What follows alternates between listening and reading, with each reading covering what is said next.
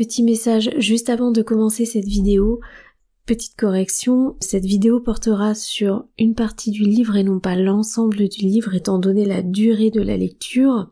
Là nous avons vu la première partie de l'initiation avec Frédéric Charles Berlet et la franc-maçonnerie, donc les symboles et les origines de la franc-maçonnerie par le docteur Ferrand. La suite du livre sera donnée dans d'autres vidéos qui vont suivre dans les semaines, dans les jours qui viennent. Voilà, c'est simplement pour alléger le contenu. Bonjour à tous et bienvenue sur la chaîne Livre ésotérique ancien. Aujourd'hui, nous allons aborder un livre qui me paraissait très intéressant, que j'avais déjà édité donc sur ma chaîne en voix synthétique, mais que j'aurais voulu reprendre avec vous puisque moi aussi j'aurais aimé le lire.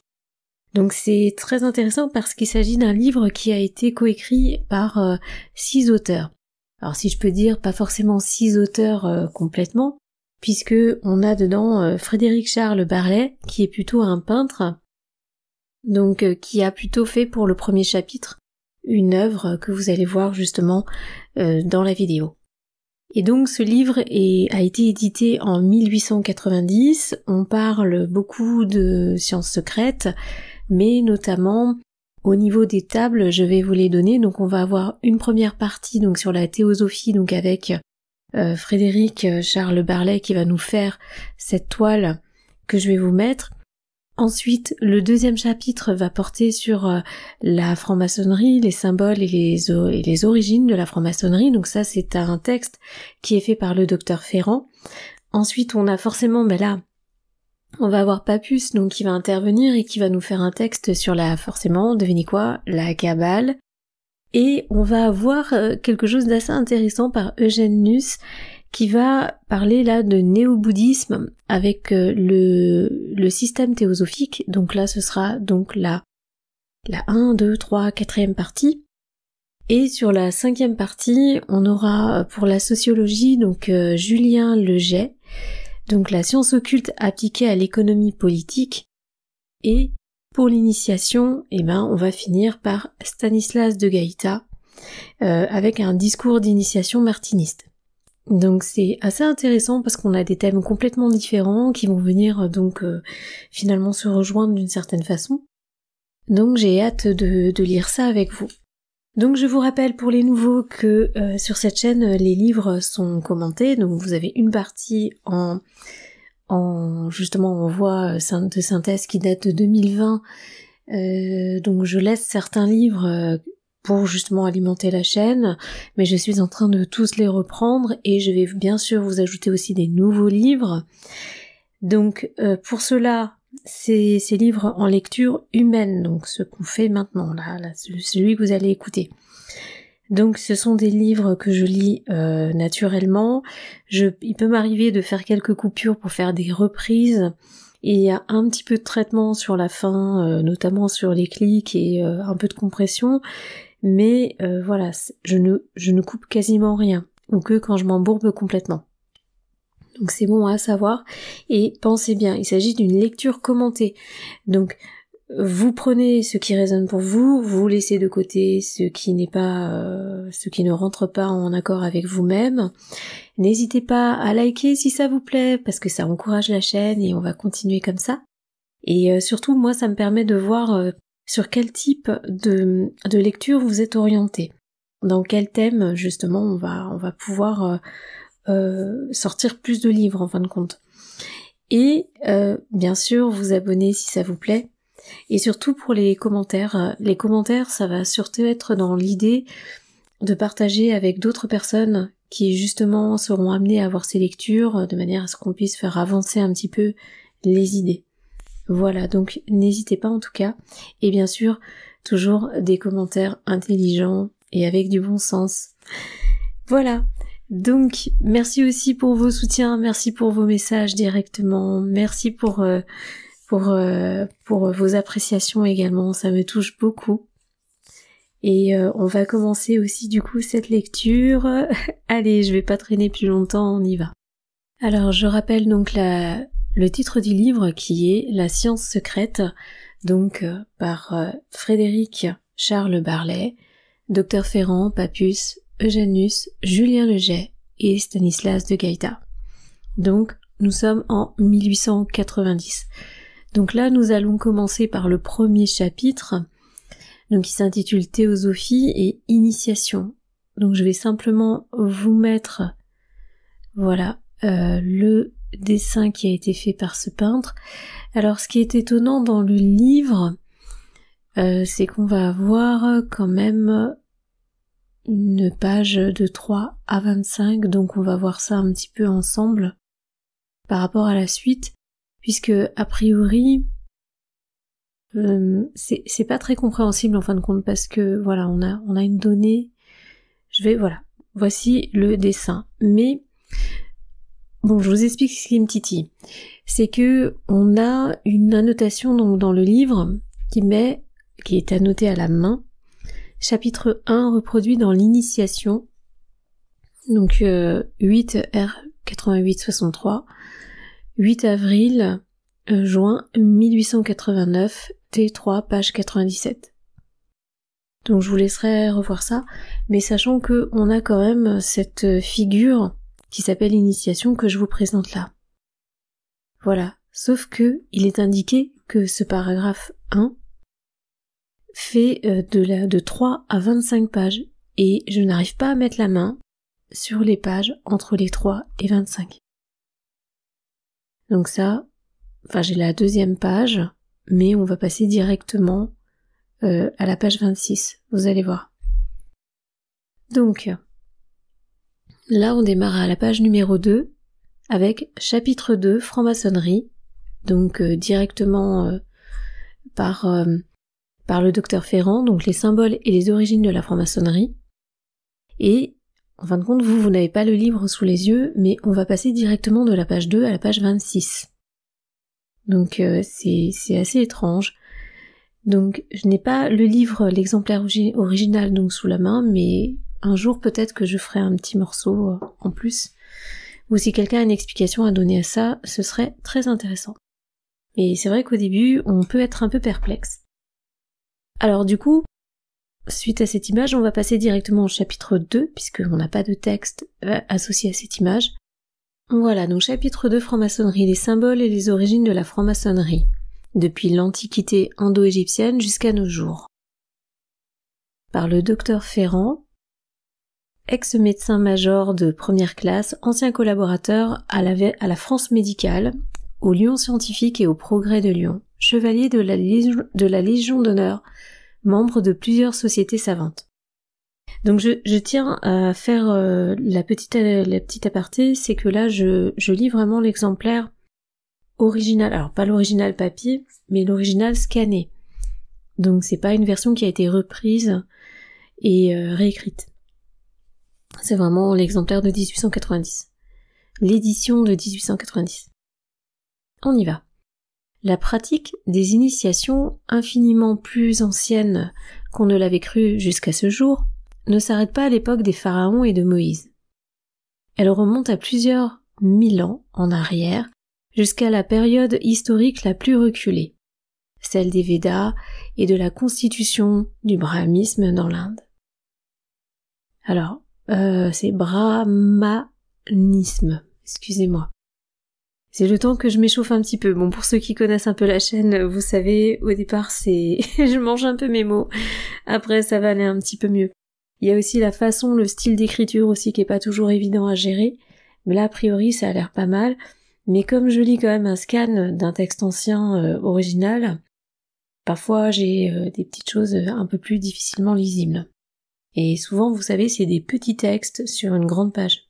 Donc voilà. Mais allez, on s'y remet, ça va venir. Grâce à la connaissance du sanskrit, grâce aux travaux persévérants de nos indianistes, comment on dirait? Indianistes, nous savons aujourd'hui que ces initiations constituaient la base elle-même de l'organisation théocratique des Brahmes. De l'Inde, ces initiations furent apportées en Égypte en même temps que le théocratisme par Manuvana, environ 7000 ans avant notre ère. Lorsque ce Brahme révolté fut obligé de s'expatrier de l'Inde à la tête d'une colonie immense. Chose bien étrange, c'est dans la pratique des initiations brahmaniques, que nous trouvons le plus ancien et le plus connu de nos emblèmes maçonniques. Voici le sceau du Brahmatma, le pape des Brahmes. Donc là, comme vous savez, je tente toujours de vous mettre le petit symbole. Donc, c'est absolument notre triangle isocèle formant l'équerre. Au sommet sont figurés les rayons de la lumière et au-dessous se trouve le mot consacré dont aucun linguiste n'a pu jusqu'ici trouver la traduction. Suivant les Brahmes, ce mot sacré résumait en lui seul toute la science divine et humaine, et rendait celui qui le possédait presque égal à Brahma. Ce mot consacré était gravé dans un triangle d'or, et conservé dans un sanctuaire du temple d'Agartha, dont le Brahmatma seul avait les clés. Aussi, le Brahmatma porte-t-il sur sa tiare 2 clés croisées, absolument comme celles des successeurs de Saint-Pierre, supportées par 2 prêtres agenouillés, signe du précieux dépôt dont il a la garde. Donc, vous vous souvenez, c'est vrai que les 2 clés croisées, on le retrouve pas mal dans le catholicisme, et on se souvient aussi, j'en avais déjà parlé dans une autre vidéo, que celui qui sait prononcer le mot ou le nom acquiert un certain pouvoir dans certaines traditions. Et notamment aussi, on en parle dans les niveaux astro, où justement quand vous avez le nom, ou même en magie, quand vous avez le nom, vous avez le pouvoir sur le nom. Alors, on continue. Ce triangle avec ses rayons et le mot consacré figure également sur le chaton d'une bague en or que porte toujours le Brahmatma, en signe de sa puissance suprême. Donc là, on a une annotation qui met, entre parenthèses, Fils de Dieu. Page 272, donc on ira voir peut-être un peu plus tard.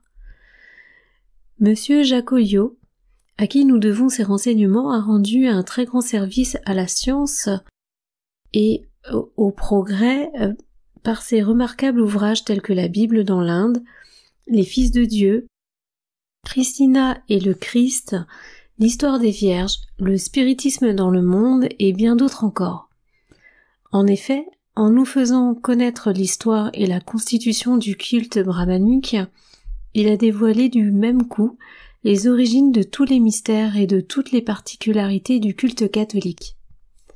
Pas une cérémonie, pas un sacrement de culte qui ne se trouve dans le rituel hindou.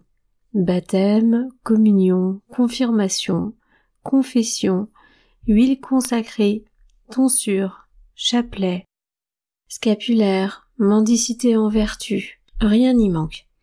Et ce culte des hindous, quoique en décadence, est toujours bien vivant. Encore de nos jours, dit monsieur Jacolio, une population de 15 000 brahmes parlant encore le sanskrit se meut et vit dans une seule pagode, celle de... Alors là, les amis, j'espère que je vais pas trop... Alors c'est Shelambrin ou Trichinopoli. Désolée pour la prononciation. C'est, je pense, Shelambrum ou Shelambrin ou Trichinopoli ou Trichinopoli. Ensuite, donc il met un autre titre qui met les initiations. De l'Inde comme en Égypte, les initiations n'avaient qu'un seul but, celui d'assurer à la caste sacerdotale une domination absolue sur tout le reste de la population. Et c'est dans le même but qu'avait été établi le régime des castes. Avec ce régime, dit M. Jacolio, commencèrent 15 000 ans d'oppression basée sur l'esclavage, la corruption, le mensonge, la superstition et l'ignorance populaire. Souviens-toi, disait le pape brahmanique à l'initié, qu'il n'y a qu'un seul Dieu, mais souviens-toi aussi que ce mystère ne doit pas être révélé aux stupides vulgaires. La caste sacerdotale seule avait la clé des grands mystères. Elle seule connaissait la signification de la sainte syllabe primitive Om. Donc là, il écrit A.U.M. Disposée, elle aussi en triangle dont A formait le sommet et ayant la signification suivante: A, la création, U, la conservation, M, la transformation. Je vais vous mettre le petit schéma. Toute divulgation des secrets de l'initiation était punie de mort ou de châtiment pire que la mort. Ensuite, il nous met un autre titre, il nous met emblème de la croix. Après les deux emblèmes en triangle dont nous venons de parler, le sceau du Brahmatma, je vais quand même y arriver, et le triangle de la sainte syllabe, emblème maçonnique le plus ancien que nous ait légué le sacerdoce antique, est celui de la rose-croix. Ok, donc une fois qu'on a le triangle, ça ce sceau c'est le plus ancien, enfin c'est ce qu'il explique. Donc pareil, vous prenez ce qui résonne, vous laissez de côté, là c'est sa vision. Et le plus ancien qui a été légué le sacerdoce antique est celui de la rose-croix.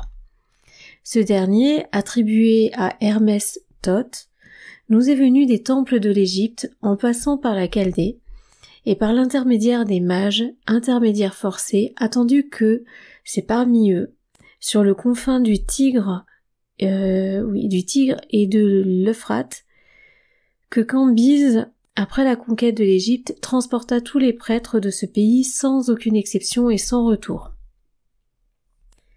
La rose-croix personnifiait pour les initiés l'idée divine de la manifestation de la vie par les deux termes qui composent cet emblème. Le premier, la rose, avait paru le symbole le plus parfait de l'unité vivante.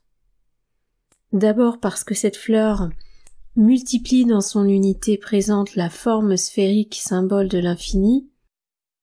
Donc en gros, comme elle a des sphères qui sont multipliées et donc qui sont symboles de l'infini. Et en second lieu parce que le parfum qu'elle exalte est comme une révélation de la vie. Donc on comprendra mieux peut-être pourquoi aussi elle l'encens rosicrucien. Cette rose fut placée au centre d'une croix parce que cette dernière exprimait pour eux l'idée de la rectitude et de l'infini. De la rectitude par l'intersection de ces lignes à angle droit, et de l'infini parce que ces lignes peuvent être prolongées à l'infini, et que par une rotation faite par la pensée autour de la ligne verticale, elle représente le triple sens de hauteur, largeur, profondeur. Cet emblème eut pour matière l'or, qui, en langage occulte, signifiait lumière et pureté. Et entre les 4 branches de la croix, Hermès Thoth avait inscrit les 4 lettres INRI, dont chacune exprimait un mystère. Cette inscription, qui figure au sommet de la croix du Christ de Galilée, existait donc depuis plus de 4000 ans. Lorsque les premiers chrétiens jugèrent à propos de cela... Donc en fait, cette inscription existait déjà depuis plus de 4000 ans, lorsque les premiers chrétiens jugèrent à propos de se l'approprier. Donc c'est à partir du moment où ça faisait déjà 4000 ans qu'elle existait avant qu'ils disent que c'était à eux en fait. Et ça venait d'eux. En connaissait-il le sens? Cette connaissance existe-t-elle parmi les hauts dignitaires du clergé actuel? C'est ce que nous n'avons pu éclaircir. Voici d'après les livres hermétiques la signification de ces 4 lettres. I. Alors c'est Ioiti. Symbolisait le principe créateur actif et la manifestation du principe divin qui féconde la substance. Donc je le redis, c'est Ioiti. Symbolisait le principe créateur actif et la manifestation du principe divin qui féconde la substance. N, nain, naine, symboliser la substance passive, moule de toutes les formes. Ensuite, on a R, racine, symboliser l'union de des deux principes et la perpétuelle transformation des choses créées. Donc le N, symboliser la substance passive, moule de toutes les formes. R, symboliser l'union des deux principes et la perpétuelle transformation des choses créées. Et enfin à nouveau le I, Yoiti, symbolisait à nouveau le principe créateur divin pour signifier que la forme créatrice qui en est émanée y remonte sans cesse pour en rejaillir toujours. La rose-croix formant ainsi un bijou précieux était l'attribut des anciens mages qui le portaient suspendu au cou par une chaîne d'or. Mais pour ne pas laisser livrer aux profanes le mot sacré Inri, il remplaçait ces 4 lettres par les 4 figures qui s'unissent dans le sphinx. La tête, humaine, le taureau, le lion et l'aigle. Donc déjà là on a un codage. Et donc là on a une petite annotation, revue des hautes études, 188, numéro 5, page 150. Ça c'est intéressant, faudrait que je le fasse un petit peu les revues des hautes études pour vous savez, pour les petites vidéos courtes d'articles de revue. Ainsi, le symbolisme et la vénération qui s'attachent à la croix sont tout à fait antérieurs à la venue du Christ en Judée. À la venue du Christ de Judée. Bien plus. Alors, ils sont antérieurs de plusieurs mille ans au magisme et à Moïse. Vous vous souvenez, on est sur un texte un petit peu ancien, donc on n'a pas toujours les mêmes termes. Et remonte aux origines du brahmanisme. En effet, chaque matin, dit Monsieur Jacoliot, les initiés du 3e degré, après avoir terminé leur ablution, devaient se tracer sur le front le signe d'autre part, symbole de l'initiation supérieure. Or ce signe qui correspond absolument à notre signe de la croix, lorsqu'il est fait sur le front, ainsi que le pratiquent beaucoup des prêtres chrétiens, ce signe, dis-je, était celui d'une croix connue dans un cercle bordé de triangles. Donc était celui d'une croix contenu dans un cercle bordé de triangles. Le cercle y revient toujours. Le cercle était le symbole de l'infini et la bordure de triangles indiquait que tout dans la nature est soumis à la loi de la triade. Alors triade, on pourrait dire trinité aussi. Et là il dit à la loi de la triade, donc Brahma, Vishnu, Shiva. Alors c'est peut-être Shiva. J'ai aucune culture hindoue, donc mes excuses si vraiment je n'arrive pas à interpréter ça. Entre parenthèses, le germe, la matrice, le produit. La graine, la terre, la plante. En même temps, je découvre le texte aussi avec vous pour ceux qui ne le connaissent pas, et tant mieux si certains ont déjà de la culture là-dessus. Et justement, c'est une ouverture aussi pour les personnes qui connaissaient pas ce type de contenu. Donc du coup, je m'associe à vous puisque je découvre aussi comme vous. Donc voilà, donc le germe, la matrice, le produit, et encore entre parenthèses, la graine, la terre, la plante. Donc là, ce qu'on voit, c'est qu'il associe donc Brahma au germe et à la graine, Vishnu à la matrice et à la terre. Alors c'est Shiva, c'est écrit Shiva, mais moi ça me fait penser à Shiva, mais c'est peut-être rien à voir parce que Shiva c'est quand même un dieu, c'est autre chose.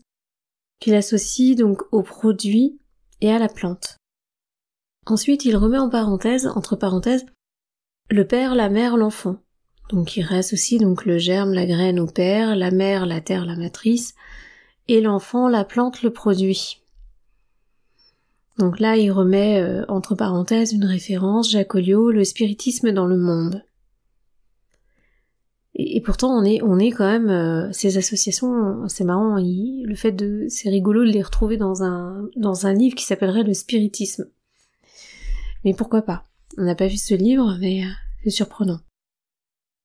Ensuite il écrit La seule différence entre la croix des mages et la croix brahmanique, c'est que cette dernière était formée par le croisement perpendiculaire d'un serpent et d'un bâton à 7 nœuds. Donc là, c'est pareil, je vais vous mettre la figure. Donc, le serpent symbolisait la sagesse, la prudence, la persévérance. Le bâton à 7 nœuds représentait les 7 degrés de puissance que parcouraient les initiés. Ainsi, c'est des bords du Gange, d'où étaient sorties d'abord les légendes de la Genèse, donc d'Adam et Ève, il met entre parenthèses Adima et Eva, de même que celle de Krishna et de la Vierge Mère, qu'est venue aussi la vénération traditionnelle de la croix. Donc c'est des bords du Gange, d'où étaient sorties d'abord ces légendes, qu'est venue la vénération traditionnelle de la croix. Ok. L'emblème du Sphinx, donc il retitre. Dans les initiations de la primitive Égypte, il y avait un troisième emblème d'une importance majeure, et que nous a légué l'Antiquité, c'est le Sphinx. C'est lui qui gardait l'entrée du monde hermétique, et pour être admis à recevoir la lumière, le néophyte commençait par descendre entre les griffes du Sphinx, dans le souterrain qui conduisait au sanctuaire. Mais il n'y parvenait qu'après une série d'épreuves, images des épreuves de la vie et des progrès moraux qu'il devait accomplir. La tête humaine, alors est-ce que justement ça pourrait correspondre à tout ce qu'on vit et à ce système karmique ou de réincarnation? Point d'interrogation. Moi j'ai pas tout à fait d'avis dans ce sens sur la question, mais pourquoi pas. La tête humaine du Sphinx, foyer de l'intelligence, disait à l'initié, acquiert d'abord la science, qui montre le but et éclaire le chemin. Ses flancs de taureau, image du labeur rude et persévérant de la culture, lui disaient « Sois fort et patient dans le travail ». Ses pattes de lion lui disaient « Il faut oser et te défendre contre toute force inférieure ». Ses ailes d'aigle lui disaient « Il faut vouloir t'élever vers les régions transcendantes où ton âme touche déjà ». Nul doute que dans l'initiation antique, l'énigme du Sphinx ne fut dévoilée aux yeux des néophytes. Qui ne connaît aujourd'hui cette énigme du Sphinx? Qui ne sait que c'est l'homme lui-même qui est l'animal qui le matin, c'est-à-dire dans l'enfance de l'humanité, marche sur 4 pieds, le nombre 4 étant celui qui exprimait la réalisation, c'est-à-dire la matière et ses instincts. C'est également lui qui à midi, c'est-à-dire dans l'âge viril de son humanité, marche sur 2 pieds, le nombre étant 2, celui de l'action représenté par les 2 forces primordiales de la nature, et enfin c'est celui qui le soir, c'est-à-dire au déclin de la vie, marche sur 3 pieds, le nombre 3 étant le nombre divin, celui de la Sainte Trinité, celui qui donne la solution de tous les problèmes par l'interposition d'un 3e terme supérieur qui vient réaliser la synthèse organique des 2 termes contraires. L'initiation ne se bornait pas là. Elle comprenait entre autres connaissances secrètes le symbolisme des nombres. Alors, de sorte qu'il n'était donné qu'aux seuls initiés de comprendre le sens de certaines inscriptions, telles que la suivante, relevée dans le Ramsès, alors je pense que c'est Ramséum de Thèbes. Tout est contenu et se conserve dans un. Tout se modifie et se transforme par 3. La monade a créé la dyade. La dyade a engendré la triade. C'est la triade qui brille dans la nature entière. Alors on va reprendre. Tout est contenu et se conserve dans 1. 1 contient tout. Vous vous souvenez, on avait vu un autre livre où on disait que justement 1 c'est tous les chiffres en même temps en fait. Parce que c'est 1 fois 1 fois 1 fois 1 fois 1. Vous vous souvenez 1 fois 2, 1 fois 3, 1 fois 4, 1 fois... que à chaque fois... non, pardon. C'est que plusieurs fois... Une fois 1... je vous dis des bêtises. Que une fois 1 fera toujours en fait 1. Et que 1 fois 3 fera toujours 3. C'est-à-dire que on a... c'est un chiffre en plusieurs. Je l'avais mieux détaillé dans les lames hermétiques de Falconier. tout se modifie et se transforme par 3. Bon, là je vous laisse avoir vos idées, il y en a plusieurs. La monade a créé la dyade. Monade, c'est marrant, ça me fait penser à 1, mais c'est peut-être pas ça, et dyade, ça me fait penser à 2. La dyade a engendré la triade, donc 3. La triade qui brille dans la nature entière. Voilà, là c'est la fin de cette petite partie, mais on va avoir un autre titre. Je voulais quand même revenir sur ce que j'ai dit tout à l'heure, en ce qui concerne le néophyte commençait par descendre entre les griffes du sphinx dans le souterrain qui conduisait au sanctuaire, mais il n'y parvenait qu'après une série d'épreuves, images des épreuves de la vie et des progrès moraux qu'il devait accomplir. Pourquoi je dis que je suis assez mitigée sur le sujet? Maintenant, c'est possible, hein, on sait pas ce qu'on a conclu avant d'arriver ici. Mais ce que je dis juste, je pense que, alors ça c'est ma vision des choses, je pense qu'un jour on a tous eu, de là d'où nous venons, à un moment où on est entier et on a toutes nos connaissances, et on a l'intégralité en fin de compte. On nous dit souvent planète école, mais planète école de quoi? Puisque de toute façon, on a toujours ce vers quoi on va au final pour soi-disant une planète école, on le savait déjà avant. Et même, on sait pas, peut-être que demain, en décédant, on va retrouver certaines connaissances, certainement, puisqu'on voit bien déjà dans des états modifiés de conscience, il y a des accès à certaines choses, mais imaginons même encore plus haut, il y avait bien une âme quelque part qui avait la connaissance de tout. Donc c'est pour ça que je trouve qu'il y a une forme d'incohérence par rapport à cette planète école et ce système où il faut en baver en gros pour réussir, sans compter le nombre de vies qu'on aurait pu faire en mourant de toutes les façons possibles. On sait pas en plus dans quel état. Et certainement qu'on a vécu des bonnes choses, mais en termes de violence et en termes aussi de difficultés, de tristesse et d'émotions négatives et même de douleur, je pense que si on a fait des millions et des millions de vies antérieures, dans ces cas-là, posons-nous quelques questions quand même. C'est pour ça que je suis aussi très mitigée quand une personne parle d'une vie antérieure en particulier, sachant que non seulement il peut y avoir des vies antérieures, mais en plus parallèles qu'on puisse vivre en même temps, donc sans notion d'après et d'avant, et en plus il peut tout à fait y avoir des notions de plans subtils. Et de divers plans et de divers, ça y est, on en a parlé maintenant, hein. Je reparle souvent de Philippe Guimand, la théorie du multivers.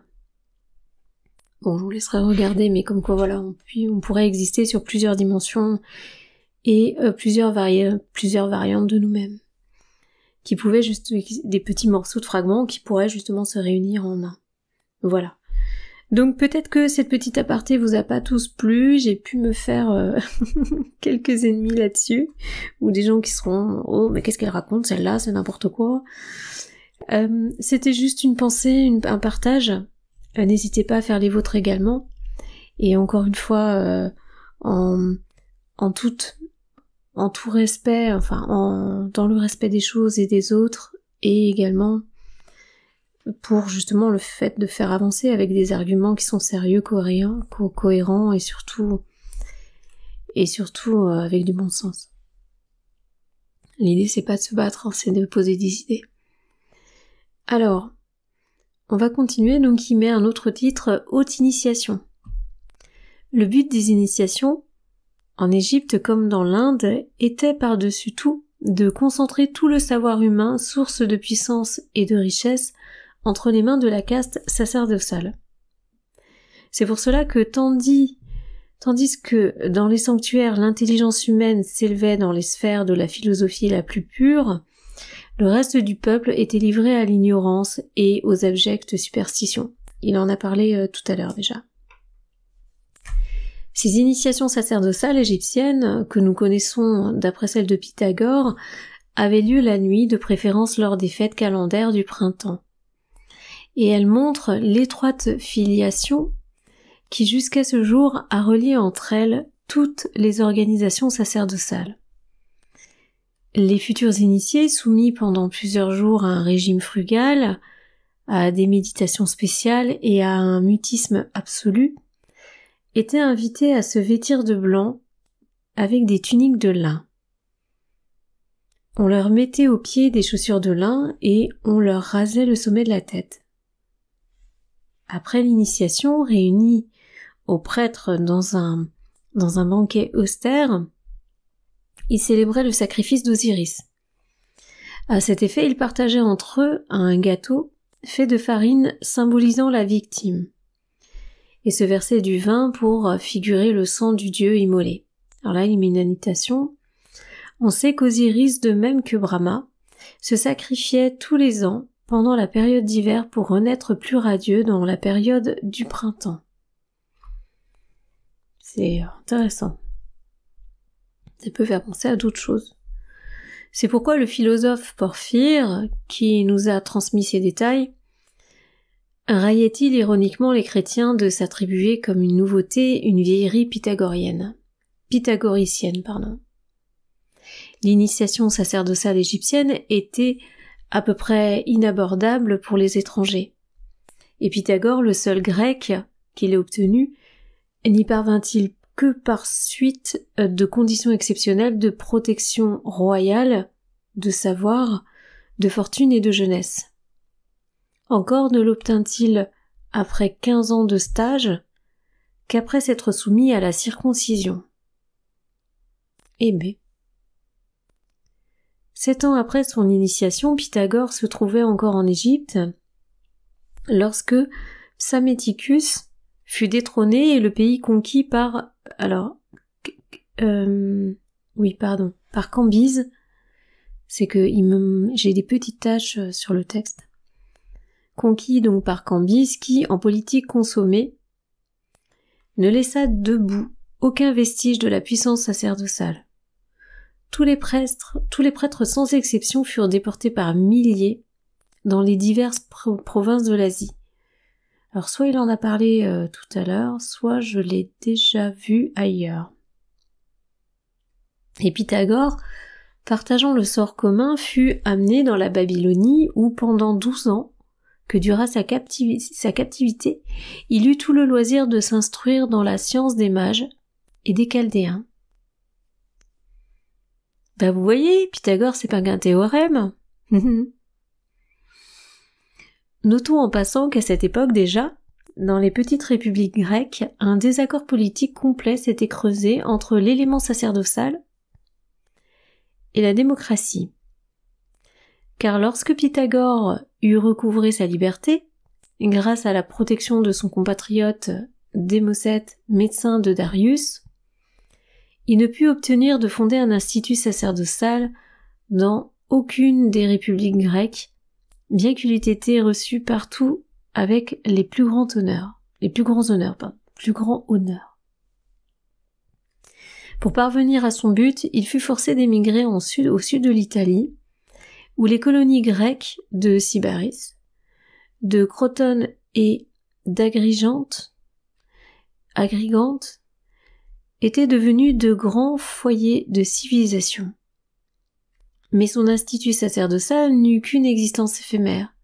Au bout de 25 ans, l'établissement fut incendié et le personnel anéanti ou dispersé dans une émeute populaire, et Pythagore ne dut d'être épargné et d'y survivre qu'à cause de son grand âge. Oui. Mais il y avait déjà une histoire comme ça, je la raconte de temps en temps, comme quoi justement les enseignements égyptiens avaient dérivé justement en Grèce et qu'il y avait des écoles qui avaient été créées et que ça n'avait pas du tout plu puisque au final la personne devait être initiée et subir des rituels, et là c'était vraiment des écoles d'enseignement et ça correspondait plus du tout à ce que l'Égypte ancienne avait mis en place. Donc il y a eu un petit souci là-dessus et ça s'est arrêté. Basse initiation. Donc là c'est un autre titre. Donc toujours du même auteur, hein. Cependant l'on se tromperait étrangement si l'on croyait que toutes les initiations et tous les mystères antiques fussent d'un genre aussi élevé que ce dont nous venons de parler. Dans l'Inde, comme en Égypte, comme dans l'Asie mineure, comme en Chaldée, comme en Grèce, à côté du culte hiératique sacerdotal soigneusement caché, il y avait le culte populaire et public. Celui-ci, le même au fond de tous ces pays, se célébrait en l'honneur du principe divin de la création et de la reproduction, et n'avait d'autre mystère que ceux de la prostitution. Ok. Alors, qu'est-ce qu'il va nous dire? Ah oui, il continue. On va voir ce qu'il va nous raconter. Accrochez-vous, il y a un gros paragraphe là-dessus, on va découvrir des choses. C'était ce que les auteurs ont appelé les mystères de la prostitution sacrée, qui, par l'effémination et l'abrutissement des masses populaires, avaient pour effet de mieux assurer leur obéissance à la suprématie sacerdotale. Sous le nom de lingam chez les hindous, de Phalou, c'est-à-dire le nom de Phalou chez les Assyriens, de Belpéor chez les Chaldéens, de Moloch chez les Cananéens, d'Atis et d'Adonis chez les Phéniciens, c'était toujours le culte du dieu Priap qu'on retrouvait avec quelques variantes chez tous les peuples. Phalou, dit le docteur Dupuy. Puy, c'est pas Dupuy, c'est Dupuy. Dans son histoire de la prostitution sacrée, était particulièrement honoré à Hériopolis, sur les bords de l'Euphrate. Là existait un temple immense d'une richesse inouïe devant le portique duquel s'élevaient 2 phalous de 170 pieds de hauteur. Mais c'est surtout en Égypte que la prostitution sacrée avait atteint ses plus hautes splendeurs. Il était d'usage, au dire de Strabon, que les jeunes filles offrissent les prémices de leur virginité au dieu Osiris, qui ne pouvait l'accepter, bien entendu que par l'intermédiaire des prêtres. Et oui, il y a toujours un intermédiaire encore, les êtres humains normaux. On les mariait de suite après. Ah bah ils avaient pas le même job que les prêtres dans la chrétienté, hein. Là c'est autre chose. D'autre part, Hérodote raconte que tous les ans, pendant la fête d'Isis, plus de 700 000 pèlerins des deux sexes venaient à Bab... Alors, si j'ai des accros comme ça aussi, c'est parce qu'il n'y a pas beaucoup de texte sur une page et il y a un grand blanc à chaque fois entre les pages. Donc c'est pas toujours évident. Venaient à Bubastis, puis alors j'ai eu un nombre de mots, se faire initier au secret du libertinage le plus excessif, et cette prostitution sacrée était pour les prêtres une source de revenus immense. Ok. La corruption des mœurs qui résulta de ces pratiques religieuses rendit la prostitution égyptienne à ce point banal que, au dire d'Hérodote, on vit 2 rois égyptiens, Ramsès et Khéops, prostituer leurs propres filles et en tirer des revenus à peine incroyables. Ok. Ah là là là là. Ça, on n'en parle pas dans les cours dans les cours d'histoire égyptienne à l'école. Ensuite, il s'étale pas plus et il nous met un autre titre, les initiations jusqu'à l'ère chrétienne. Les conquêtes d'Alexandre le Grand eurent pour effet de reporter en Égypte et à Alexandrie toutes les traditions hermétiques du sacerdoce chaldéen et égyptien. Plus tard, les cultes et rites religieux de presque toutes les nations ayant été successivement transportés à Rome, au fur et à mesure de la conquête, il arriva tout naturellement qu'à l'époque impériale, toutes les liturgies et cérémonies les plus étranges, les plus disparates et les plus immondes s'y trouvaient réunies pêle-mêle.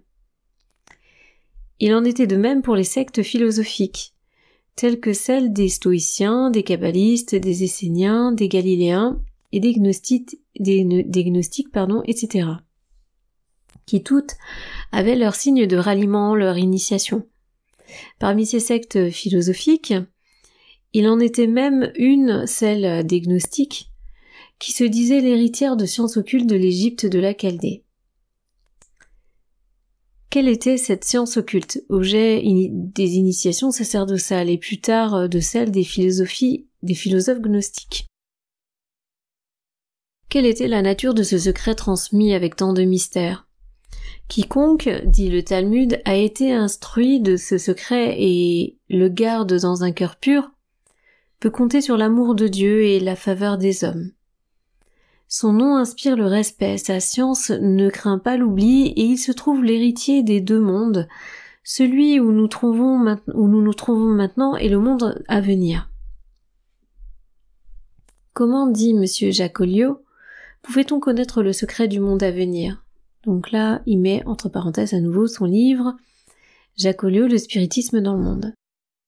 Donc, comment pouvait-on connaître les secrets du monde à venir si l'on ne recevait pas les communications de ceux qui l'habitent déjà? Ça, c'est super intéressant cette phrase. Je vous la relis. Comment pouvait-on connaître les secrets du monde à venir si l'on ne recevait pas les communications de ceux qui l'habitent déjà? Alors il fait référence à son livre sur le spiritisme, mais c'est intéressant parce que ça veut dire qu'en fait il propose une connexion sur le monde à venir. Ça veut dire nous dans le futur.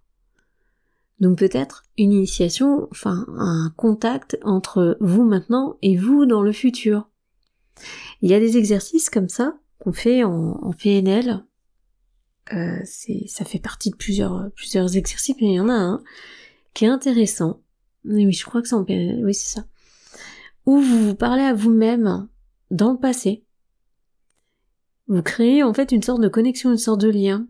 Et il y a un exercice vraiment concret qui est d'écrire au quotidien vos journées, vos problématiques, vos inquiétudes, vos questionnements. Et vous vous répondez à la limite 1 an plus tard, c'est-à-dire vous laissez des lignes un petit peu plus vides, et ce qui vous permet 1 an plus tard de reprendre votre carnet et de vous répondre. Et c'est très très très intéressant parce que ça permet de créer, on dit, une boucle temporelle où vous pouvez vous parler à vous-même. Ou simplement vous répondre jusqu'au moment où quand vous allez écrire, c'est limite si vous n'allez pas voir déjà la réponse, s'écrire également. Voilà, donc c'est une petite anecdote. Et vous avez aussi la possibilité de vous parler à vous-même dans le futur. Dans le passé.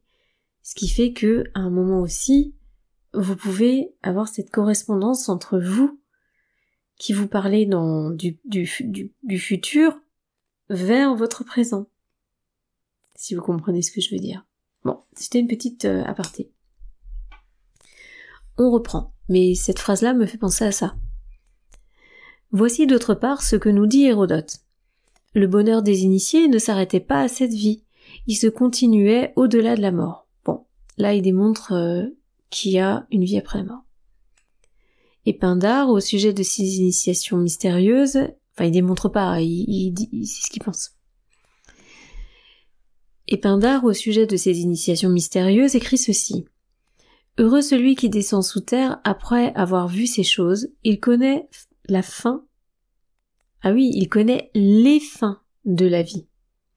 Il connaît la loi divine. Alors, faudra voir pourquoi il met les fins. Heureux celui qui descend sous terre après avoir vu ces choses, il connaît les fins de la vie, il connaît la loi divine. Et son hymne homérique à Déméter ajoute: le sort des initiés et celui des profanes sont différents jusque dans la mort. Nous devons donc conclure, tout comme M. Jacolliot, que dans l'Antiquité l'initiation ne fut pas la connaissance des grands ouvrages religieux de l'époque, Védas, Zendavesta, Bible, mais bien l'occasion d'un petit nombre à une science occulte qui avait sa genèse, sa théologie, sa philosophie et ses pratiques particulières dont la révélation était interdite ou vulgaire. En quoi consistait donc cette science? Eh oui, nous le savons aujourd'hui d'une façon pertinente et M. Jacolliot, en nous dévoilant les phénomènes prodigieux qu'accomplissent encore de nos jours les fakirs de l'Inde, a fortement contribué à cette élucidation. Cette science consistait dans le maniement des forces occultes nervoso-dynamiques humaines.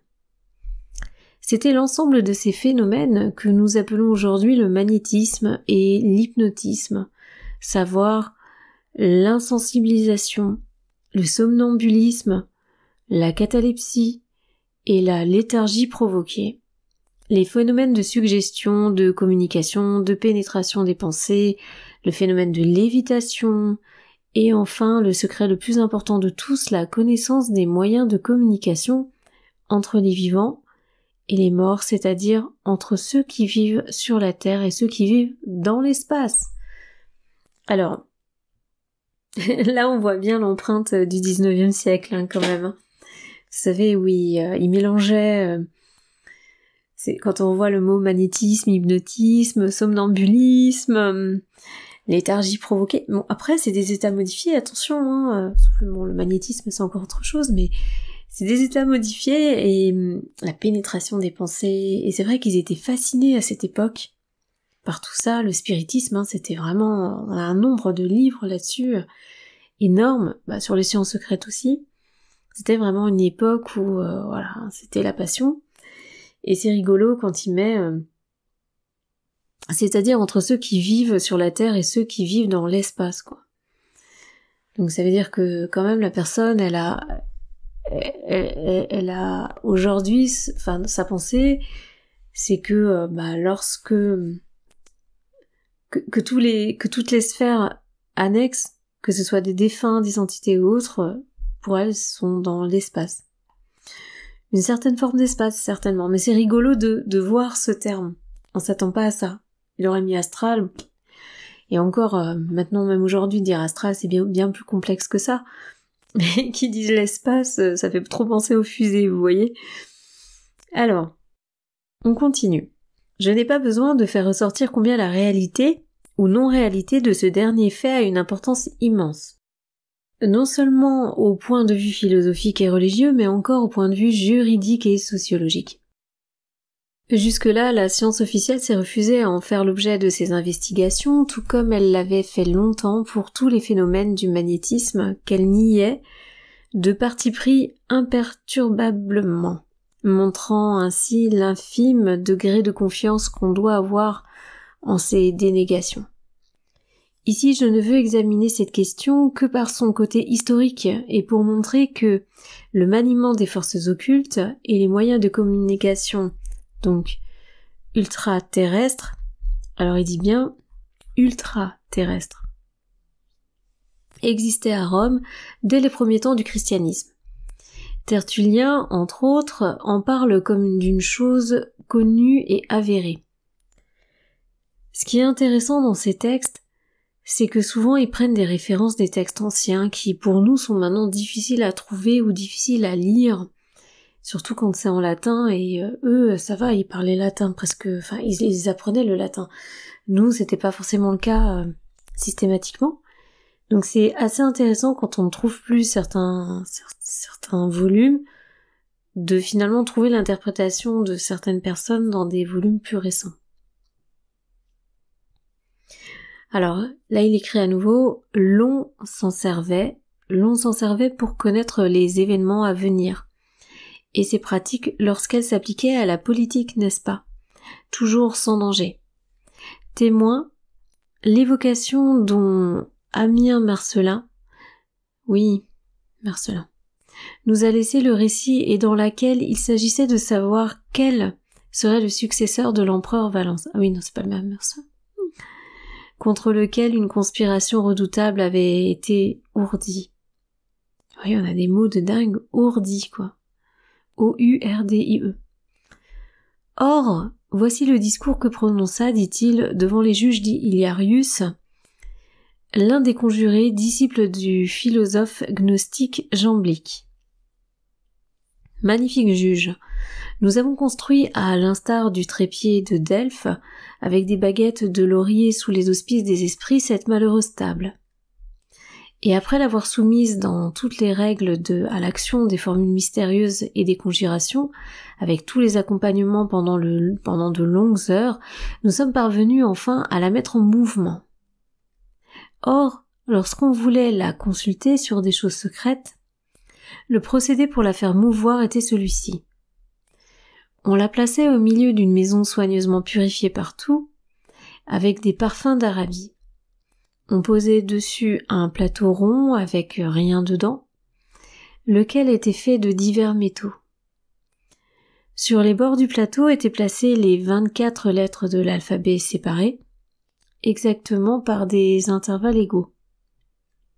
Debout, au-dessus des membres de l'assemblée, instruits des cérémonies magiques, vêtus d'étoffes de lin, ayant des chaussures de lin, la tête ceinte d'une torsade et portant à la main un feuillage d'arbre heureux, après s'être conciliés par certaines prières la protection du Dieu qui inspire la prophétie, fait balancer un anneau suspendu au dais, lequel anneau est consacré, c'est bien au dais, D-A-I-S, lequel anneau est consacré suivant des procédés mystérieux. Cet anneau sautant et tombant dans les intervalles des lettres suivants, qu'elle l'arrête successivement, compose des vers héroïques, répondant aux questions posées et parfaitement réguliers, comme ceux de la piti. Ça fait penser un peu au Ouija comme technique, hein. C'est un peu différent. Bon, après, ils doivent avoir aussi des rituels ou des conjurations qui sont un peu différentes. Nous demandâmes quel serait le successeur du prince actuellement régnant, et comme on disait que ce serait donc un homme d'une éducation parfaite, l'anneau ayant touché dans ses bons 2 syllabes, avec l'addition d'une dernière lettre, quelqu'un de l'assistance s'écria que le destin désignait Théodose. La consultation n'alla pas plus loin, car nous étions convaincus que c'était lui, en effet, que le sort désignait. Ajoutons que les accusés furent mis à mort, s'il faut en croire l'historien Zonoras, ce qui n'empêcha pas l'oracle de s'accomplir. Eh ouais, car Théodose succéda à Valence. C'est quand même bien ces textes parce qu'on apprend pas mal de choses historiques. Déjà dans l'Antiquité grecque, l'on avait attribué à Pythagore le pouvoir de ressusciter les morts et de converser avec des êtres invisibles dont on entendait distinctement les réponses. Faut pas oublier qu'il avait ce chemin initiatique très important. Les prodiges attribués à deux grands apôtres du gnostisme, Apollonius et Simon le Mage. Je suis très contente de voir Simon le Mage parce qu'on n'en parle pas beaucoup et on en parle comme quelqu'un qui aurait quand même croisé Jésus et qui aurait des miracles à son actif quasiment similaires. La différence, c'est qu'il n'est pas mort sur la croix. Enfin, en tout cas, dans l'histoire qu'on nous enseigne. Les prodiges attribués aux deux grands apôtres du gnosticisme, Apollonius et Simon le Mage, accomplis à Rome sous le règne de Néron, seraient bien plus grands encore. Si l'on en croit les récits de Philostrate et de Bias de Babylone, ainsi Simon le Mage commandait à une faux de fonctionner toute seule, et celle-ci abattait autant d'ouvrages que le plus habile des faucheurs. Bien mieux, il créait des statues douées de mouvement et qui marchaient aux yeux de la foule consternée d'admiration et d'effroi. Il avait changé les pierres en pain, vous voyez, il y avait ça c'était intéressant. Il était demeuré sain et sauf au milieu des flammes d'un bûcher. Enfin, il s'était soulevé et maintenu en l'air à la vue de tout public immense. Ainsi voilà bien des miracles qui, pour être moins connus que ceux de la Galilée, n'en ont pas moins d'authenticité, voyez. Pour être moins connus que ceux de la Galilée, donc on parle là de Jésus, j'imagine. Je pense, je peux me tromper, mais c'est ce que je comprends. Et effectivement, on en parle bien, il avait quand même des sacrés miracles. Ce grand thaumaturge dit, alors je pense que c'est Louis Figuier, vous me pardonnez si c'est pas le bon prénom, mais je crois que c'est ça. Parce que c'est L. Figuier. avait su réellement imposer aux païens et aux chrétiens que ni les uns ni les autres ne songèrent à contester la réalité de ces prodiges, mais songèrent seulement à les faire. Alors, là j'ai un mot, à les faire tourner à leur profit. J'arrive pas à lire. Pour les païens, le magicien Simon est un envoyé des divinités antiques qui vient manifester et défendre leur puissance mise en péril. Aux yeux des chrétiens, au contraire, Simon opère grâce à l'appui secret du démon. Bah oui, il y a histoire de flammes, alors j'imagine qu'ils ont dû convertir ça.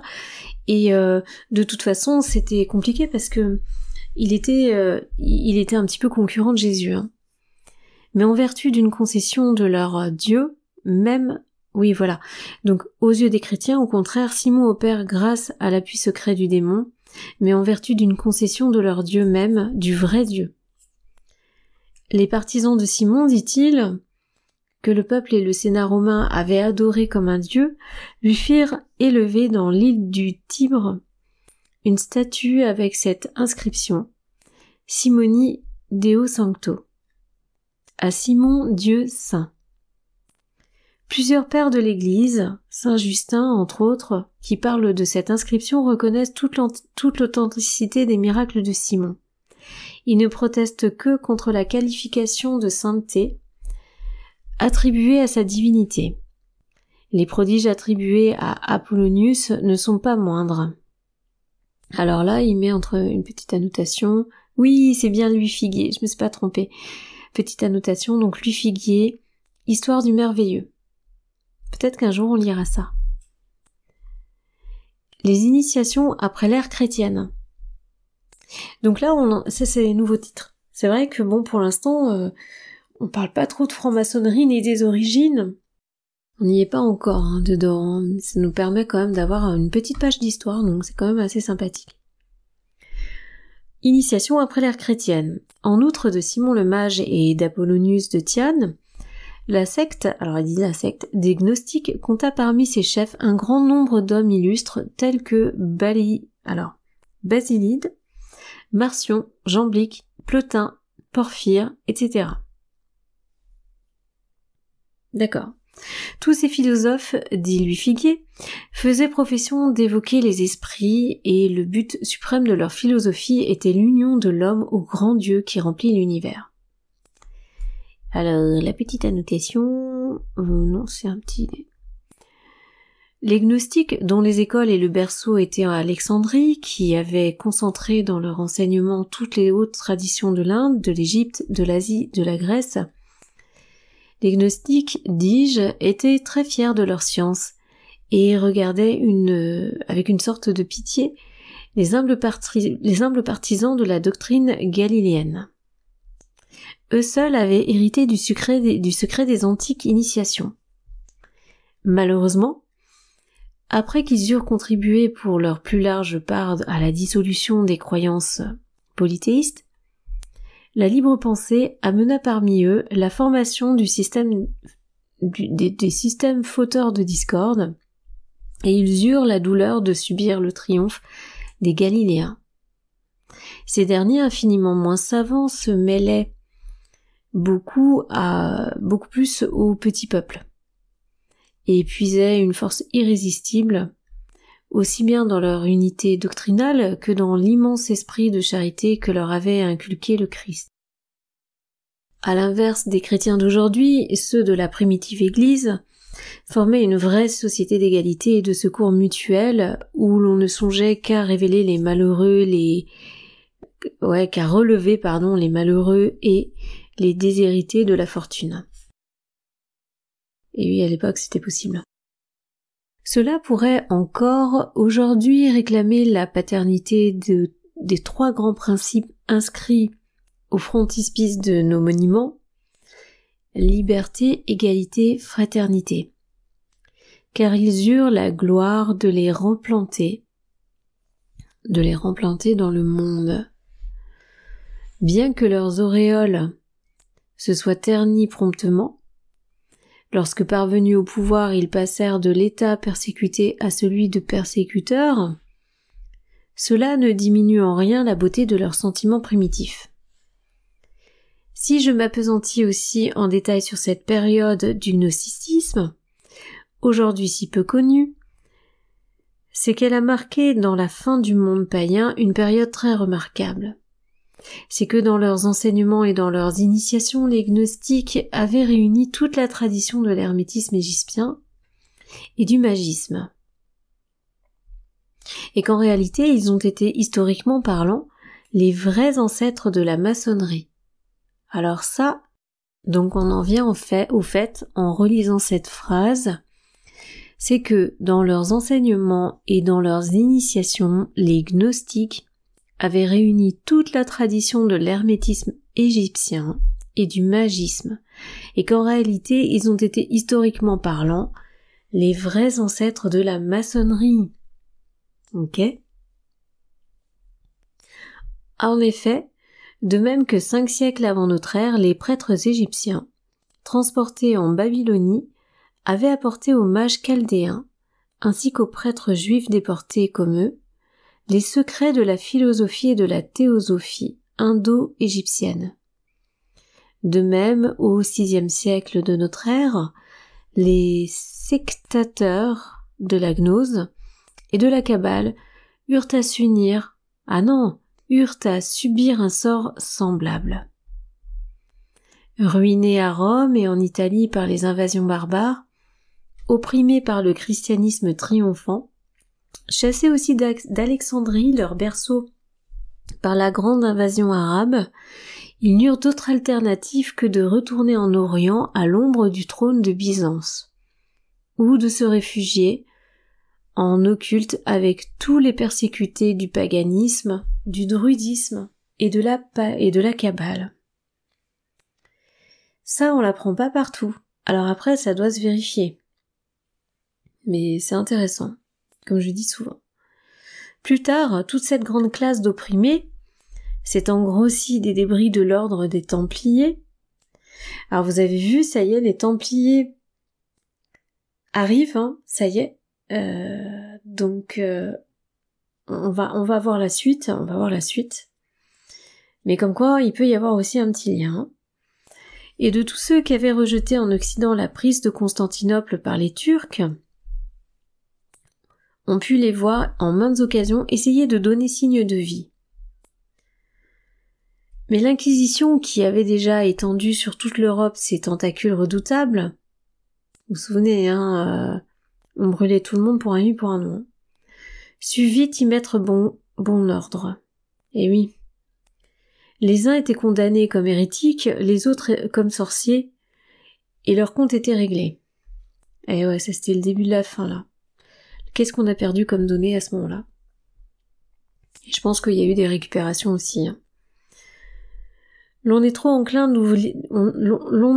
enclin à oublier qu'il a existé au Moyen-Âge une période effroyable où il n'existait d'autres lueurs que celles des cierges et des bûchers, et où les condamnés pour crimes de sorcellerie se comptaient tous les ans, tantôt par centaines, tantôt par milliers.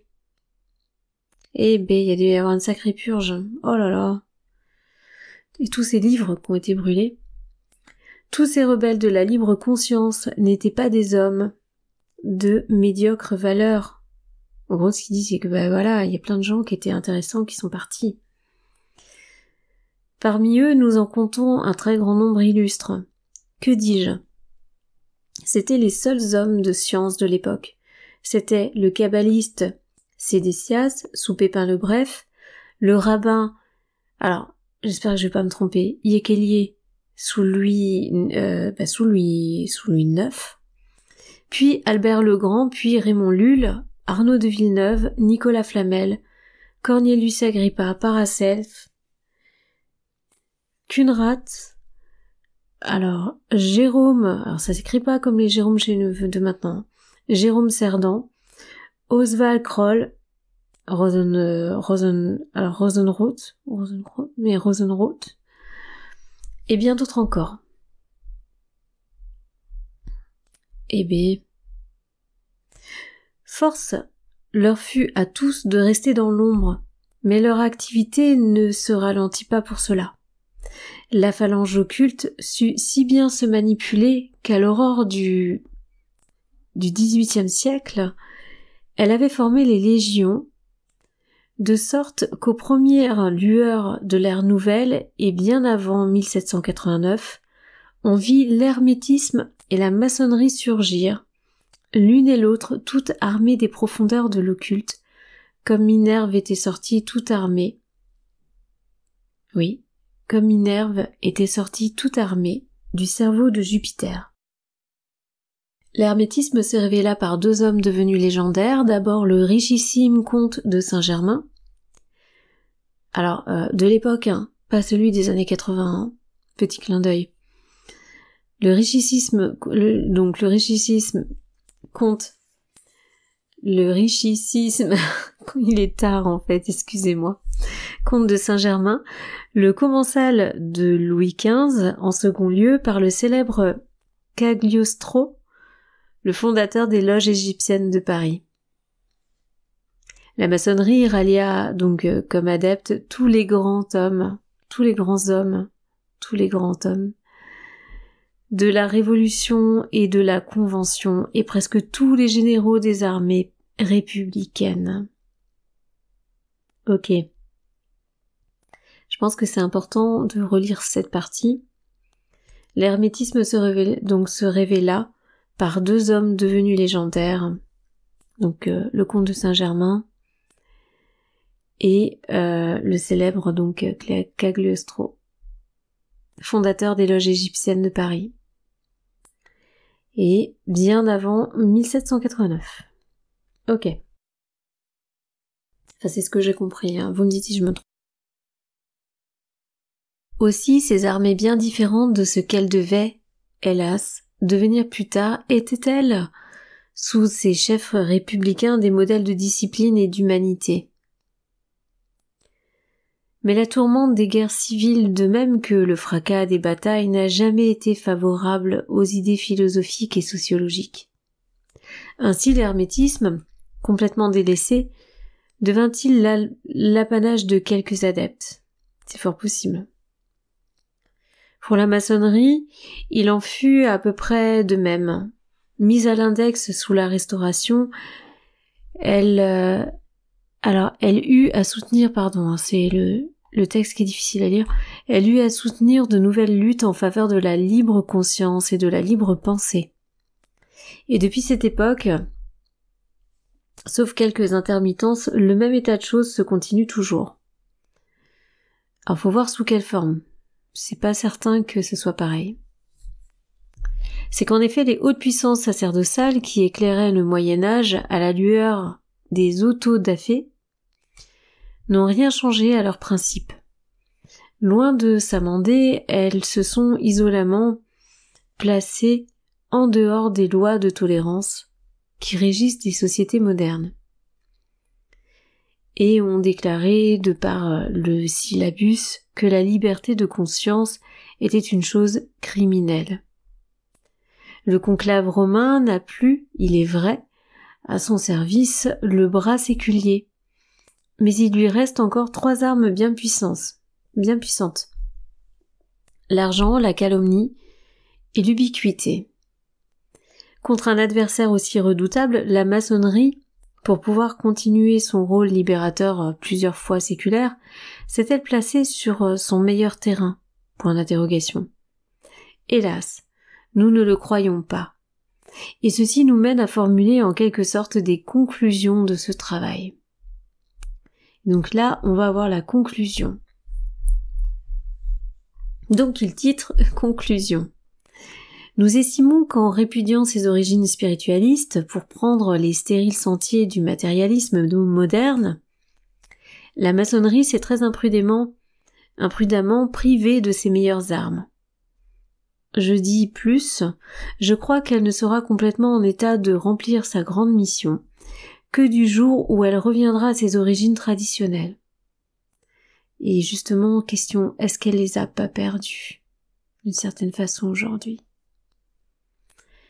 Je dis ça, l'hermétisme, en effet, qui représente en en quelque sorte le spiritualisme scientifique, loin d'être affaibli depuis un siècle, n'a fait au contraire que grandir.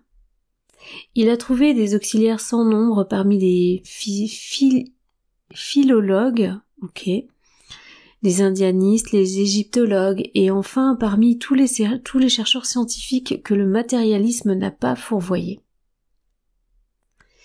Il a ses sociétés constituées en très grand nombre, ses tribunes et ses journaux. Et ce n'est pas seulement en France que ce grand mouvement intellectuel s'est produit. Il existe dans l'Inde anglaise, en Amérique, en Australie, aussi bien qu'en Europe. Dans tous ces pays, il s'est formé de nombreuses sociétés libres penseuses et scientifiques de psychologie et de théosophie, dont l'action ne saurait rester stérile. Alors là, il nous met une petite annotation. L'Institut théosophique libre de Calcutta compte à lui seul plus de 150 sociétés répandues dans le monde entier. La société d'Isis, formée à Paris il y a peu d'années, formait la 152e branche. Il reprend dans le texte.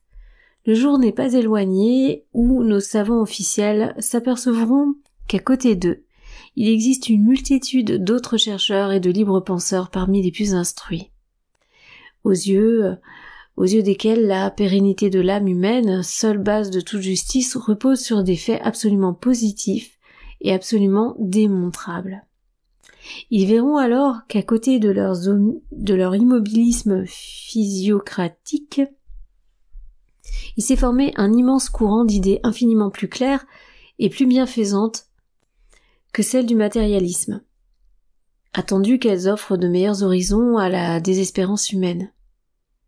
Dans la lutte toujours instante de la libre pensée scientifique contre les théocratismes, il est évident que les psychologues et les théosophes orientalistes, encore une fois j'ai le texte effacé, peuvent apporter un apport irrésistible. Eux seuls, en effet, connaissaient les sources de l'hiératisme où sont puisés tous les thaumaturges et tous les hiérophantes de l'Antiquité. Eux seuls peuvent percer à jour l'édifice commercial du cléricalisme moderne et démontrer sans réplique que la prétendue révélation christomosaïque n'est autre chose qu'un pastiche de la théosophie hindoue. D'autre part, cette démonstration faite par eux ne saurait affaiblir les fondements de la morale. Bien au contraire, car elle apporte à tous les peuples, une philosophie et une théosophie plus rationnelles et plus satisfaisantes que celles de la religion soi-disant révélée. Bien plus, eux seuls possèdent les arguments et l'autorité nécessaires pour faire entrer à bref délai les vérités historiques et esthétiques nouvelles dans le domaine de l'enseignement universitaire. N'est-il pas absurde, en effet, de voir nos professeurs d'histoire, les uns matérialistes et les autres cléricaux, continuer à enseigner que l'origine du monde et les premières lueurs de la civilisation ont commencé quelques siècles seulement avant l'époque où Josué arrêta le soleil, alors qu'ils savent très bien qu'il faut la faire remonter beaucoup plus haut, et que la civilisation indo-brahmanique, attestée par les Védas et les livres sanscrits, est antérieure de plusieurs mille ans à la Genèse mosaïque. Donc, on en a eu des civilisations. Quant aux initiations modernes, il est à peine besoin d'indiquer qu'elles seront inévitablement de plus en plus. De plus en plus quoi? Attendez, je vais vous relire la phrase, parce que là, quant aux initiations modernes, il est à peine besoin d'indiquer ce qu'elles seront inévitablement de plus en plus. Elles aussi auront à faire leur profit des lueurs nouvelles de l'histoire, ainsi que des découvertes en psychologie, pour les initiés pour que les initiés puissent de mieux en mieux former dans le monde entier une vaste confraternité intellectuelle basée sur un corps de doctrine supérieure. Ce n'est qu'à cette condition que les initiés pourront mieux que les autres déchiffrer l'énigme du sphinx antique, car il ne s'agit aujourd'hui de rien moins que de l'organisation des sociétés suivant leurs affinités et suivant la justice. Voilà, donc là c'est signé Dr Ferrand. Donc je vois que cette lecture a nécessité quand même pas mal de temps, donc je vais vous proposer de faire la suite sur une autre vidéo. Là on aura fini justement la partie du Dr Ferrand, et sur l'autre vidéo, du coup, on va pouvoir aborder, je pense, plutôt les sujets à part. Donc vous avez eu l'image, vous avez eu cette partie donc concernant les fondements donc de la franc-maçonnerie, sachant que on n'a pas trop parlé de la maçonnerie d'aujourd'hui bien entendu, mais c'était intéressant d'avoir un petit peu cette vision du passif et historique de comment se sont formées finalement la plupart des sociétés secrètes et une partie particulière. Donc dans la prochaine vidéo, on verra ensemble la partie de Papus qui concernera la Kabbale. Je pense que vu le nombre de pages que j'ai sous les yeux, c'est pareil, ça sera consacré à une seule vidéo. Pareil pour le système théosophique néo-bouddhisme de Janus. Et pareil pour les autres morceaux. J'essaierai de vous publier ça un petit peu plus. On va éviter de faire à chaque fois une semaine. Ça, on va essayer d'aller un petit peu plus vite, comme j'ai expliqué sur notre vidéo, j'ai un peu plus de temps en ce moment, donc on va tenter la chose. J'espère que du coup cet audio vous a plu, que n'hésitez pas à liker, à vous abonner si vous avez aimé, ça soutient la chaîne et ça permettra d'en faire plus. Et surtout, commentez, mais dans le sens, là je vous dirai pas pour faire monter la chaîne, je vous dirai surtout pour donner vos avis concernant ce texte, ce qui permettra à d'autres lecteurs de eux aussi se faire un avis, et si on peut évoluer, si on peut avancer, c'est toujours très positif. Voilà, donc je vous souhaite une très bonne journée ou soirée en fonction de l'heure à laquelle vous regardez ou vous écoutez la vidéo, et je vous dis à très bientôt et merci pour tout votre soutien. À bientôt!